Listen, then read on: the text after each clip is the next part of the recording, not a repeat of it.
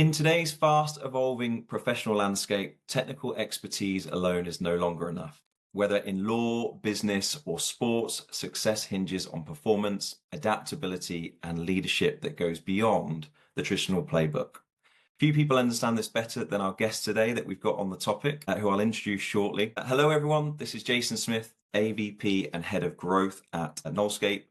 And I welcome you all to another episode of The Learning Curve, powered by KNOLSKAPE, where we speak to authors, organizational, HR, L&D, and talent professionals on topics that drive performance and build future readiness inside organizations.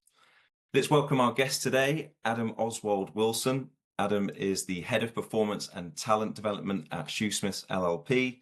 With a background in elite sports psychology, he brings a unique perspective on high performance, change, and leadership transformation. Previously, Adam was the head of leadership and team at EY Lane 4, working with multinational organizations on people, change, and transformational initiatives.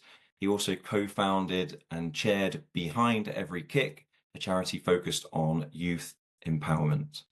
A passionate coach and facilitator, Adam specializes in organizational culture, collaboration, and performance development, helping individuals and teams surpass their potential while ensuring Shoosmiths remains a leader in client service and strategic thinking. A former competitive cricketer, an MCC member and team captain, Adam has leveraged the principles of resilience, teamwork, and strategic decision-making from the sports arena into developing high-performing professionals and future leaders. Adam, welcome to the Learning Curve. Thanks for having me. A little bit of a mouthful there as well, so thanks. You nailed it.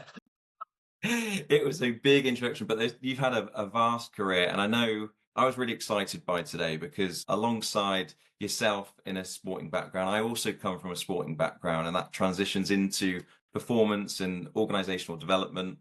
So I'm fascinated by the topic and the parallels that it brings. I'm really interested to see how you think about that as well in your role now as part of it. But before we kick in, I just want to give you a quick fire rapid round questions that we like to do at KNOLSKAPE. If you're up for it, let's go for it. Okay. So cricket or leadership coaching, what's more challenging? Oh, I would say leadership, working in the corporate space, I think.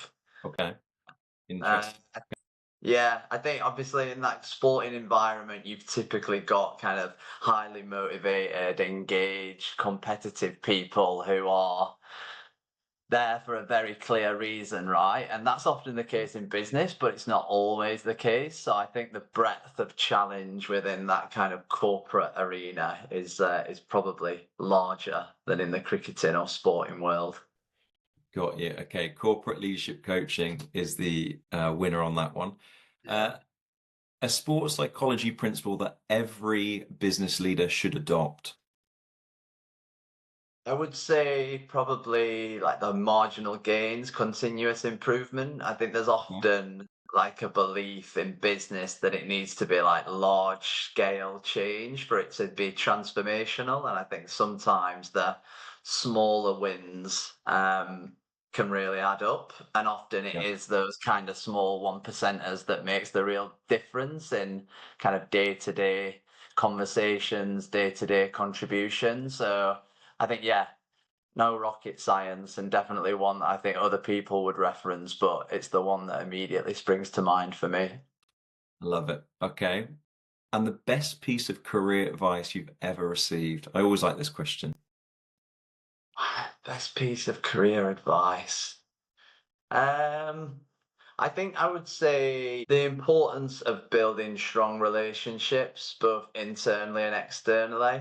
I know that networking is not for everyone, and it's some people's idea of hell. But I think that the more that you can get out there in some forum, that doesn't necessarily mean going to networking events, but the more that you can be seen, the more that you can contribute to the conversation, the more that you can ultimately be heard and add value in different circles, I think that's never going to do you a disservice. So I think, that's a big one that would stand out to me. Another saying that I love, which is not necessarily a piece of advice I've been given, but something that always makes me feel a little bit better. Um, and I think it was Sheryl Sandberg who said it, is that um, everybody's blagging it. It's just the people at the top are better at blagging it than the people at the bottom. And I just Yeah, think that's a really nice way of calming you down if you're a little bit nervous going into a room or feeling the pressure. So, yeah, that's something that jumps out as well. I like that. We forget sometimes that we're all human, right? There's all things Absolutely. that we're holding. The next question, really quickly, if you could develop one skill overnight, what would it be? One skill overnight. I am quite a stereotypical extrovert in that I often speak to think. And I Okay. would love the ability to just be a little bit more reflective and maybe take a moment sometimes to gather my thoughts rather than diving in with my instinctive reaction. So maybe a little bit more of that reflective practice, again, is the immediate thought. Got you. Well, as an introvert, perhaps we can balance each other out a little bit, Adam, because mine's certainly the Perfect. other way. Too much reflection and maybe not enough Sounds outwards. So yeah. It should Um, work well. We can have a nice balance. exactly. And for the cricket fans out there, who would you pick in your team? So would it be Joss Butler or Virat Kohli? I think I'd go for Joss. I think in terms of obviously performance, they're both like incredible performers, but I reckon Joss might do a little bit more for the whole team environment and culture, Yeah. which I can see the strengths in Virat, but my immediate reaction is Joss, I think. How about you? Would you We'll have go. one? We'll go, Joss. We'll go, Joss. Yeah. Yeah, we'll take your word for it. If it's Perfect. impacting the wider team, I like that as the reasoning. So yeah, we'll go, Joss. Perfect. Sounds good. Thanks, Adam. That was the quick fire section, and now we'll get into the meat of it because, like I said, I'm really keen to extract some of your, I guess, past and what you bring in a sports psychology lens into the business lens as part of that. I know you went to Loughborough. Just to highlight, Loughborough was a fierce competitor of ours when I was at Hartpury, both in the rugby and football arena. So I've got to say that at first on the outset. But you've had a fascinating journey in sports psychology and leadership development. How has your background in psychology, would you say, in sport shaped sort of the approach in talent development in the corporate world? Yeah, I think, I mean, obviously, I've already alluded to the kind of marginal gains, continuous improvement piece, and I think the significance and power of that mindset, I think that definitely has come across with me. Yeah, I think 100% that kind of human first, person first approach. So, like, if you're a human and then you're a cricketer, or you're a human and then you're a colleague and an employee, I think that's really important. I've not met many people who turn up at work and turn their natural selves off and become the work version of them. I know that some people are maybe better at that and consciously choose to do it, but in my experience, more often than not, the two are inextricably linked. So I think facing into that human element is really important. Um, I think my own experience with cricket. So the year I was at Loughborough, actually, I experienced something called the yips, which I don't know if you've heard of before. But it was the worst possible thing for my cricket, but it was probably the best thing for my, I suppose, interest and passion about the impact between psychology and performance and how one can have a huge impact on the other, whether that's a adverse effect or a positive one. So I think that's probably what fueled that real interest in the person. Because I think if you can get ultimately what's going right in someone's head, if you can get that serving them, then ultimately the output and the contribution is going to be significantly better. yeah, I think coaching, obviously, the power of coaching is something that I've benefited from both in a sporting arena and then also within my career. I think the more that we can encourage managers and leaders to adopt that coaching approach when it's often easier to tell, is absolutely paramount to that kind of future success and really sustainable success. And then I think accountability is something I'm really passionate around, kind of clarity around expectations, accountability. Um, and then also, I think in terms of one of the similarities I've noticed between sport and business is that the vast majority of people are motivated. They have some sense of competitiveness in them, whether that's with others or just with themselves. And I think if you can tap into that, you've got a real good chance of helping that person, sorry, realize their potential. And that might not necessarily be progression or promotion or high performance. It might be their version of success, but I think really tapping into what makes someone tick is crucial. Yeah, no, I like that. There were two things you said there, which I just wanted to touch on, and more out of curiosity than anything, especially for maybe some of our listeners. When you describe, getting the its in cricket and during your playing career, and that can sometimes happen in business, right? Or when we're in an organization, we're trying to perform at the best level we can, and for whatever reason, it's just not going right. And I was just Yeah. curious from your perspective again, just on the psychology standpoint, how did you start to overcome some of that? What were some of your own personal things that you found really useful?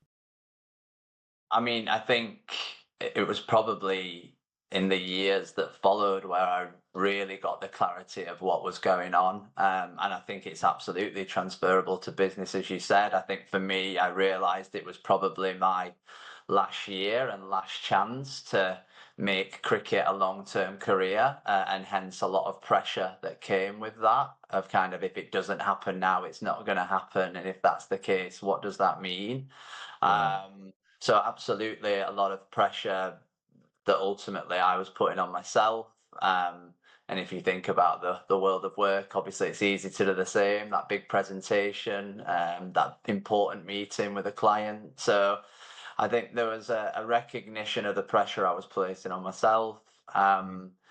I think there was a huge identity piece for me, at the risk of going too deep around. It was kind of Adam the cricketer, and now in hindsight, I can obviously see it was like that was just one of the hats that I wore. There are a lot of others.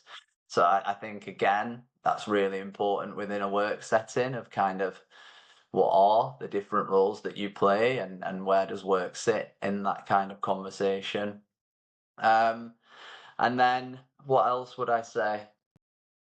I think just probably an appreciation of ultimately what you can control, and what is out of your control. Again, I know it's something that gets said a lot, but I Mm. was probably trying to wrap my arms around too much and trying to control too much rather than just really focusing in on what was most important and what was going to make the biggest difference. So I think in the coaching that I do now, I have a lot of conversations around that, around what can you control, and as part of that, like what's going to give you peace of mind, like how can you know that you've done as much as possible and ticked as many boxes as possible, and even if you've done that, you still might not be successful, but how can you kind of put your head on the pillow at night and be comfortable with that and the work that you've done.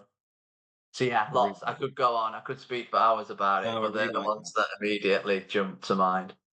Yeah, because my thoughts when you were saying that immediately jumped to, we see it in organizations a lot, right? When even people or top talent are promoted into roles, and they have an identity that's formed part of that, and there's a level of pressure that they put on themselves, or maybe even perceived from the organization. So I think it's great advice from what you described there, even focusing on the things like the controllables, I think is really important. And I like that. Can you go to bed at night and be content with what you put out and what you've done, and forgive yourself for certain things? I think it's really important. Yeah, yeah, absolutely. And just knowing that you're kind of on that journey, aren't you? The things you're going to get right, there's things you're going to get wrong. How can you make sure that they almost don't define you, your role, your career? Um, I think that's absolutely key for me, and something that, yeah, I find myself discussing a lot, I think, in the work that we do at Shoosmiths. Yeah. And you also mentioned in your answer and your response around accountability, which when it's associated with performance, I find this a really key topic, especially in learning development and talent as we talk about this. And I'm curious, in your title now, you've got head of performance, rather than, maybe some of the traditional headings that we see or titles that we see in these roles. And I really like that. There's something for me that performance shifts the narrative a little bit. And was that intentional for you as you were thinking about that in your role? Yeah, yeah, it absolutely was. So it's actually one of the first things that we did when I came into the role. So we rebranded from learning and development to performance and talent development. And that was very much driven by some of the conversations I'd had with perhaps our harder to reach employees of kind of, look, what are your perceptions of L&D? What we do, what we've done in the past, how we can or can't serve you. And I think it was hard to hear for some colleagues of almost like it felt perhaps a little bit pink and fluffy and maybe not quite as relevant and as impactful as it needed to be to really engage those individuals. So I pretty quickly started asking the question of how would you feel about engaging with a team that focuses on performance, talent development, and some of those most skeptical individuals said, "Well, yeah, that's more appealing. That feels more aligned with what I'm passionate about, what I'm driven by, and ultimately." If you and your team can help me and my team perform better and progress and achieve our strategy, then why would we not liaise with you? So yeah, it was a really purposeful decision, and I think one that I'm personally glad that we've made. It's a little bit of a mouthful away from learning and development, but I think other than that, it's definitely had the impact that we wanted it to. Um, but I think the accountability one is a kind of conversation I'm having a lot at the moment. I think that kind of need for transparency, honesty, allow people to make really informed decisions about their careers and their progress. And I think that has been at the heart of everything we've done for probably the last 12 to 18 months, to be honest. Yeah, nice. And I really like that it makes that shift actually. And we did a report recently on the what builds future readiness or future skills for 2025 and 2027. And one of the things that really came out and stood out from that report that we looked at was around impact on the organizations in our roles and how we do that and what that looks like. And it's always been one of those challenges that I think people have been talking about in our area, if you like. What are some of the things you do to help make sure that you're connected to the business, drive impact in the business? Again, I know our listeners will be thinking about that in their own organizations. What sort of goal could you share for us there? Well, I mean, everything that we do as a team now is built around kind of four principles, and the four principles that I think my team are sick of me hammering on about, but I think they are that important. So the first one is relevance. So everything that we do needs to be relevant to the person, the team, the division that's engaging with it. So there's got to be that context that makes it relevant.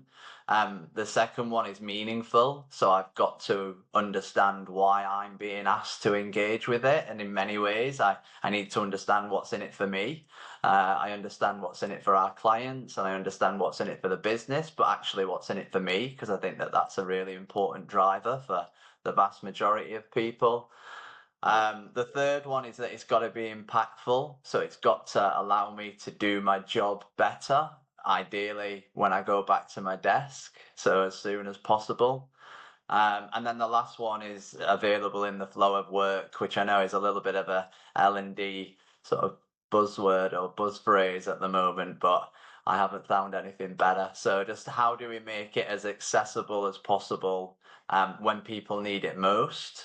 Yeah. And that obviously then ties into things like, well, how do we make sure that I can find it in as few clicks as possible, or I can find it in the multiple places where I might be on a daily basis. So I think they've become a little bit of a test for us of whenever we design a different solution or a program or a piece of content, have we kind of ticked those 4 boxes? And if we haven't, can we justify the fact that we haven't? So yeah, I don't know if that directly answers your question, but It that's does.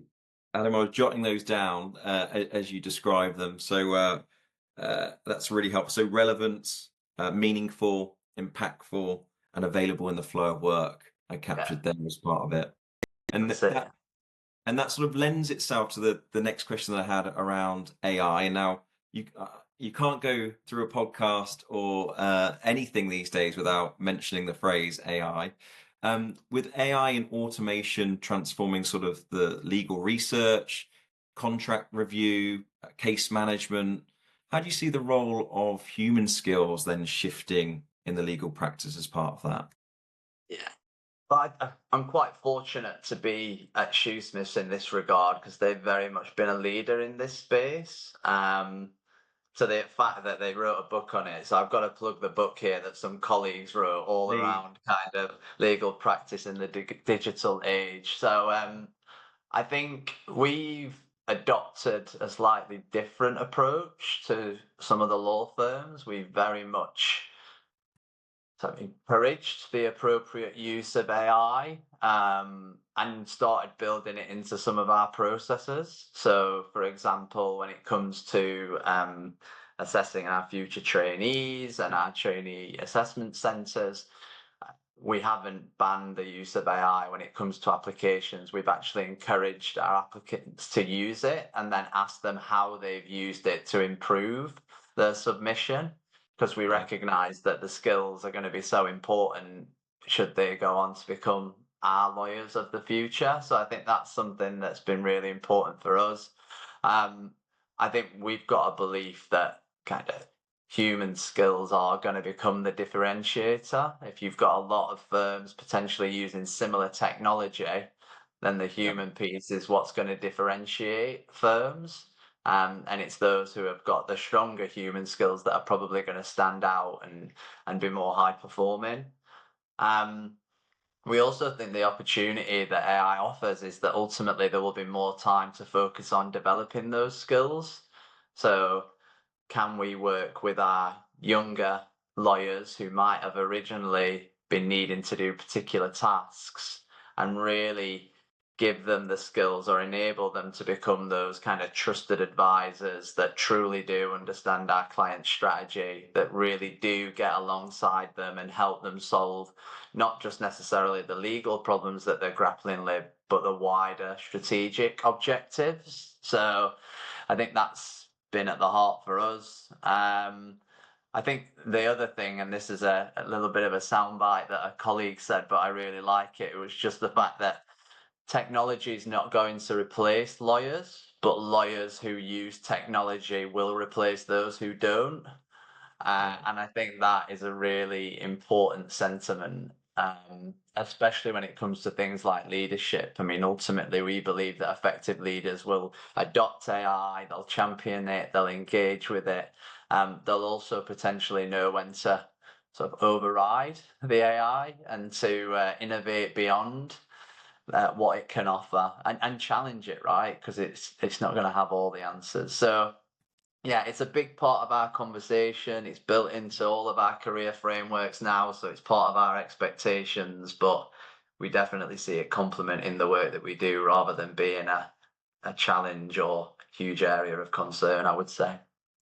Yeah, and I think that's a really important message, isn't it? Especially as people are thinking about AI and how that could disrupt jobs and what that means for jobs now and our roles and identity in those roles as part of it. So I think that's a really good reminder that actually it's an and, it's not an or, that you're Yeah. seeing up this, especially in your industry and organization. And you touched on some of the leadership skills there, human skills, if you like, around leadership. And what would some of the key alongside AI and in parallel, what are some of the key human leadership skills do you think are starting to come to the forefront, or things maybe you're looking at for the future with your leaders?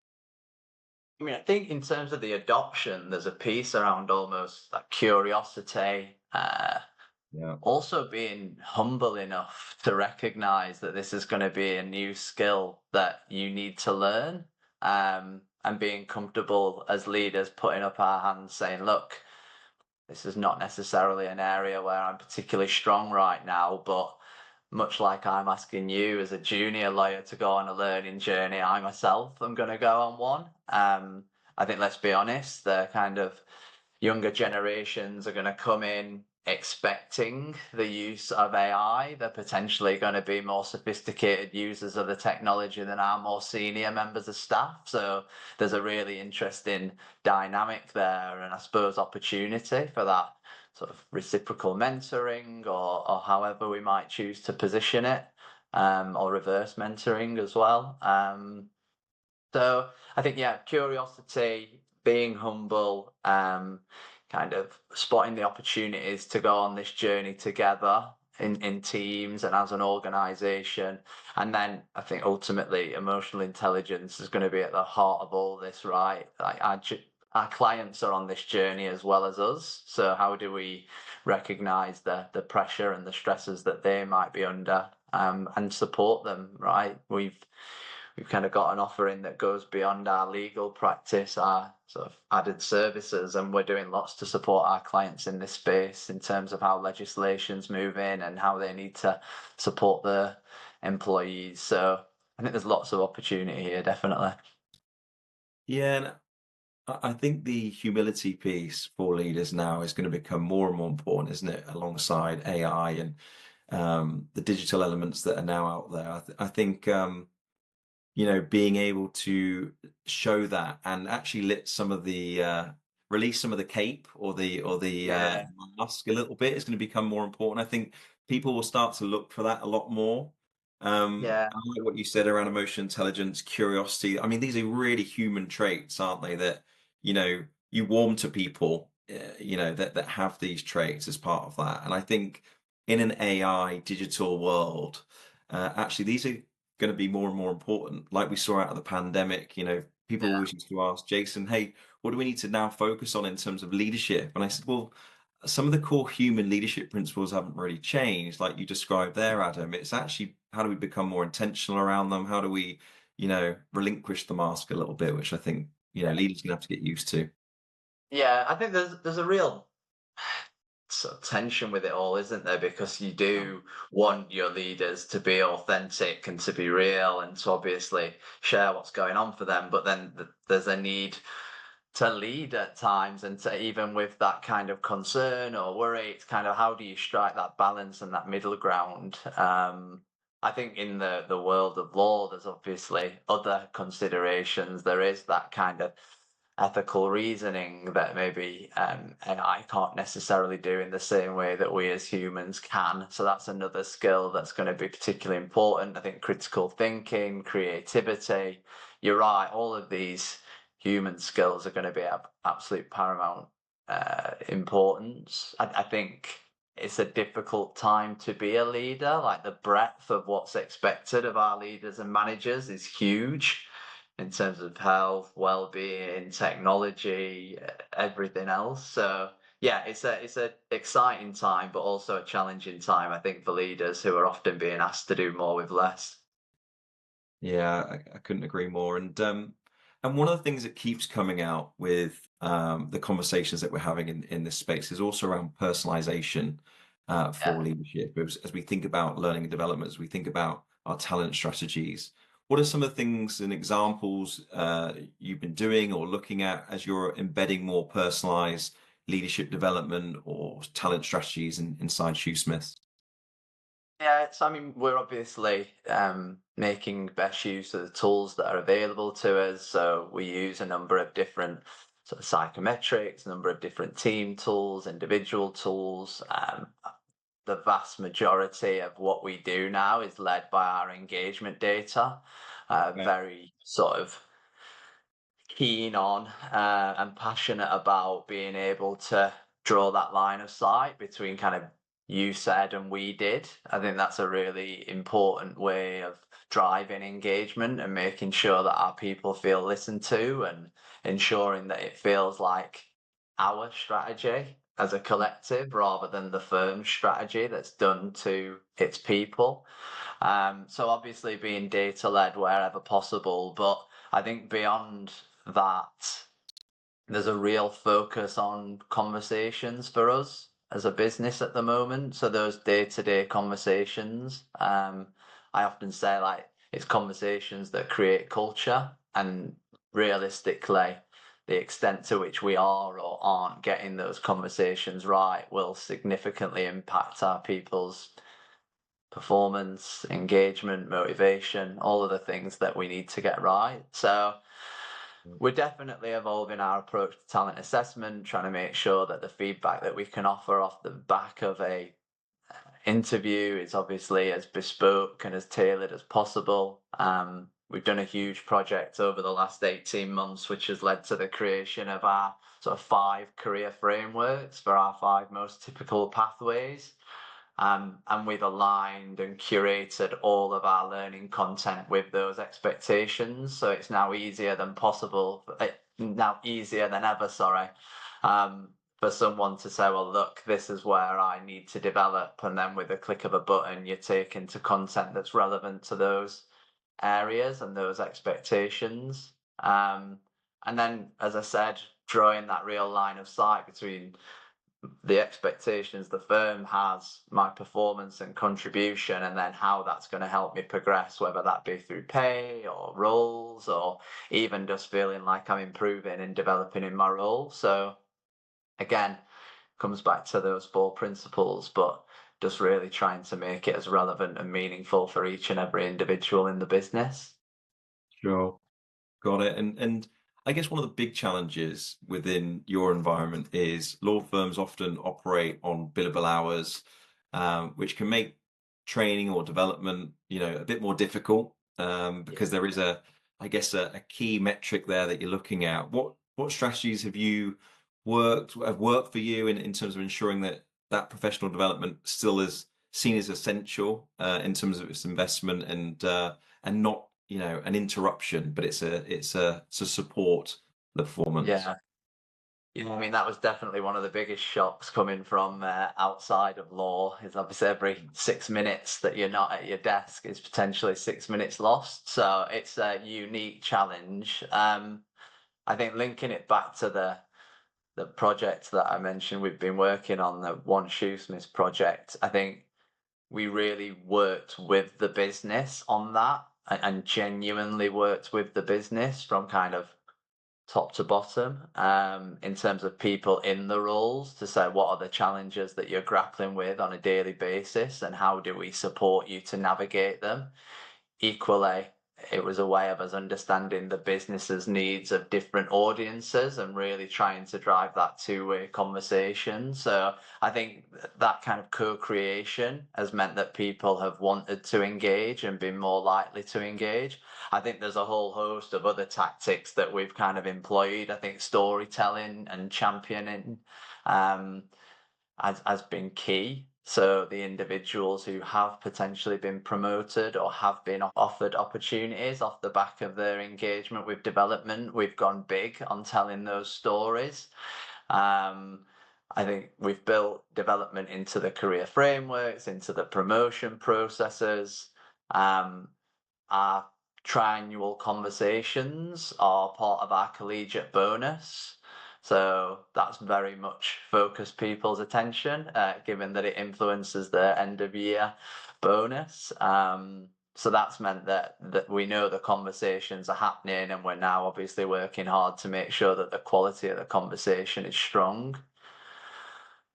We're doing more and more, like in terms of how we design our content, almost kind of persona-led, kind of a marketing approach of like, who are our learners, where do they access content? So very much looking at sort of routes to learner or routes to market. I think that's helping us.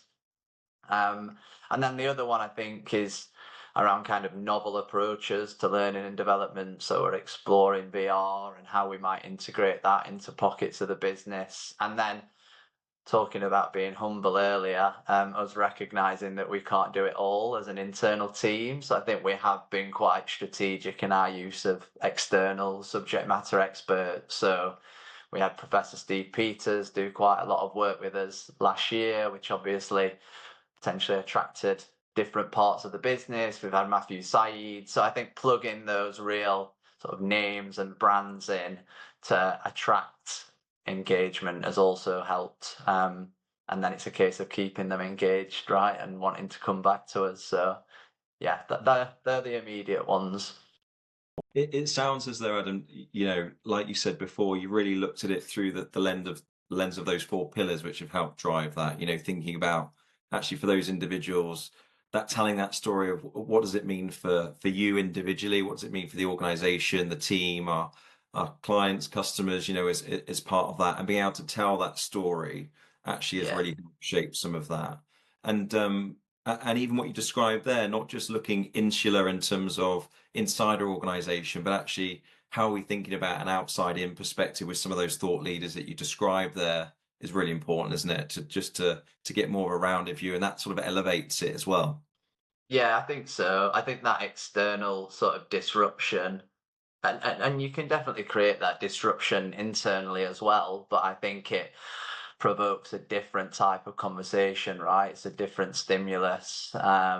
I think we do look to be provocative where possible. Like we do want to try and get people's attention. Like there's a lot of noise, right? In any business at the moment, you've got a number of different teams who have all got their kind of strategy and intentions. So how do you ideally work together to land those messages, but where that's not possible, how do you make sure that your offering is seen as heard? I mean, we've made coaching available to every individual within the firm now in terms of that personalization. So people can come and figure out what different initiatives mean for them or how they might best contribute. I think the other thing is just like recognizing that not everyone is going to need to engage with us all the time, and that's absolutely Yeah. fine. Like, there's going to be peaks and troughs where an individual needs more and less from us. So I think just making sure that people know what you do have to offer, and where they do need to go when they need it is also really front and center for us. Yeah, so have good signposting, in Yeah. terms of what that needs to be. Yeah, yeah, And spotlighting as well, right? Kind of yeah, making content known when it's relevant. So we're looking at 2030 strategies built around sort of three really definitive pillars. And at different times of the year, a particular pillar might be more relevant than another. So how do we make sure that the content that's really going to help you perform at that stage is front and center, and you don't have to go looking for it necessarily because it's there yeah. where you're already engaging. Yeah, and you touched on culture as well within all that, and I'm sure that wraps sort of around all of these as you think about performance. And I liked what you said in terms of conversations create cultures. I Yeah. haven't heard that before. I was jotting it down as you said it. Culture being the sort of the backbone of performance, if you like. What are some of the key elements that you're seeing or using where you've got a thriving culture that is sort of leveraging human-centric, behaviors or workplace environment? What works for you? Yeah. So I mean, when I was at Lane 4 previously, I started out in the research and product team there. So I'm definitely into the kind of the theory, and Yeah, how you can make that theory as applicable as possible. So I am a big fan of the work of kind of Chris Rogers, and he talks around these sort of three levels of culture. So there's culture as it's articulated. So ultimately what you say it's like to work somewhere. There's then culture as it's experienced, which is the reality. And obviously, the bigger the gap is between those two things, typically, the less engaged people are, because there's an element of this is not what you sold. yeah, And then the third level is that kind of the deep culture, so the stories that get told and retold from the business of kind of time gone by. And you obviously want those stories to be enabling of what you're trying to create. So I think for me, culture again comes back to that honesty and transparency of how much is the reality kind of meeting my expectations of what I expected when it comes to things like, again, pay, progression, like development, support from my manager. That's one of the things that we're really, I suppose, aware of, is just the importance of the manager in driving that engagement with development and seeing the value of it, and again, that accountability piece. So we're spending a lot of time this year upskilling our managers so that they can really drive the behaviors we need in our people and in our teams. So I think, yeah, for me, like, culture is, it's honesty, transparency, like giving people the information they need to make informed decisions about their future. And sometimes that might obviously mean that people decide that this business is not the right place for them, or they do need to go elsewhere to get a particular development opportunity, and sometimes that's the right thing for everybody. So I think having those really honest conversations, I think people are smart, right? More often than not, they can see through a comms campaign that's saying not what actually is going on. So I think those real two-way adult to adult conversations are absolutely paramount. And then the last one, at the risk of going on for too long, would just be around that clarity of expectations, and understanding how you're going to support me to get there within this business. And equally, if I do get there, what might the reward recognition be? And just kind of acknowledging the importance of that recognition too. Yeah, and I was going to ask Adam, where would you, to a lot of our listeners, where would you start in closing that gap? But it made me think, I wonder how many organizations actually know what that gap looks like in terms of what people are saying the culture looks like, and actually what people are feeling, when they're inside the organization and going about their day. And is there anything you use, where you're looking at, that before, and the gap closures, anywhere you would start, or advise where to start on that? Yeah, I mean, I think it's amazing how many businesses have not got clarity on kind of what that articulation is or where they're Yeah. trying to get to. So I think first and foremost, it's understanding what is the culture that we're aspiring to. Um, and I think that might change in time, right? Depending upon the strategy. Like, you might need strategy A or culture A for a particular part of the journey, and in actual fact, it might need to be slightly different. And I think you need that golden thread across both. It can't be that you sort of leave the business on one day and then it's completely different on the next. But I think Yeah. cultures evolve and change and flex with time. So I think, yeah, real focus articulating on where you are trying to get to, being able to explain why that culture is so important for the strategy. And then I think ultimately it's having the humility to listen and see how you're stacking up against that vision. I think that can be scary for some senior leaders, obviously. Um, but I think if we're going to get that employee engagement and employee listening exercise right, we've got to take action off the back of what we hear, and face into what the experience is on the ground, because that's ultimately what's going to have the biggest difference, right? I couldn't agree more. There was a previous consultant I used to work quite a lot with, and he said, in organizations, we're perfectly aligned to the results that we're currently getting. And it Yeah. also alludes to what you said there, Nice. Adam, which is, culture does change, and it changes with the results that we're currently getting. And so we constantly need to be looking at that and saying, do we have alignment between the way people are choosing to show up and behave, and what that means for our results that we're currently getting? So yeah, I really like what you just shared there. And there's a couple more questions I've got, Adam, before we close. And this has been a really valuable conversation, but I was also keen to learn about, you did co-create Behind Every Kick, a charity that's focused on sort of youth development. Are there any lessons from your experience in that you've also brought into your current role? Yeah, I mean, Yeah, there definitely are. I mean, in terms of designing content that's relevant, meaningful, like teenagers will tell you if you've got it wrong. Like, Yeah. that if you don't keep them engaged, you're going to know about it. So I think maybe looking back, that's potentially where those principles were founded in terms of how do we make this so that young people want to engage with it. I think in terms of sort of chairing the board behind every kick, I think it's definitely made me more conscious of the need for decisions to be driven by the strategy, and for the need to make sort of those long-term decisions whilst remaining agile. I think that's a big thing for us now as an internal performance team, is kind of how do we support the 2030 strategy while still being all the words we hear like nimble and agile. I think it's definitely made me more focused on kind of the commercial side of all things business.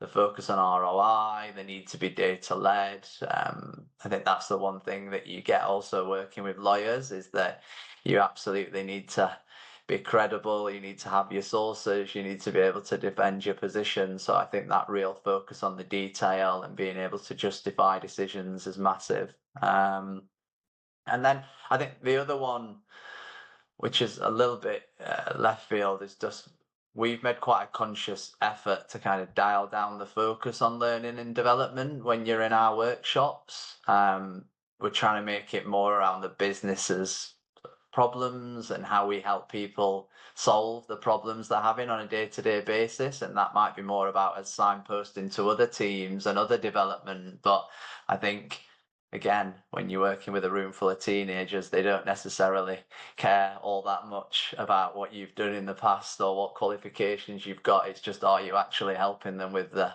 problem they've got there and then? So that's probably another one that springs to mind. Yeah, I can imagine thinking about back to myself being a teenager. A lot of the world around me was about me at that time, so I'm guessing that story is a lot more important Yeah, in that yeah. instance, maybe.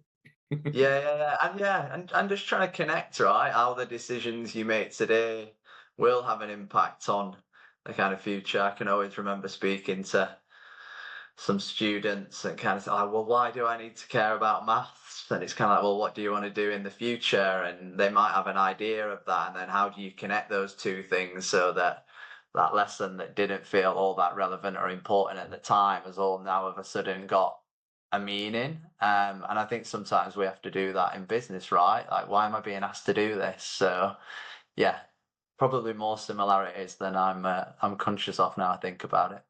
Yeah. And final question, Adam, before we sort of wrap up and close, which is you work in a really sort of high performing environment. I know, and as part of that, many listeners are thinking about their own environments, and where there's real high performance, often comes a level of potential burnout, and it becomes a real challenge. We're seeing that in the data now more and more around people really wrestling with this challenge.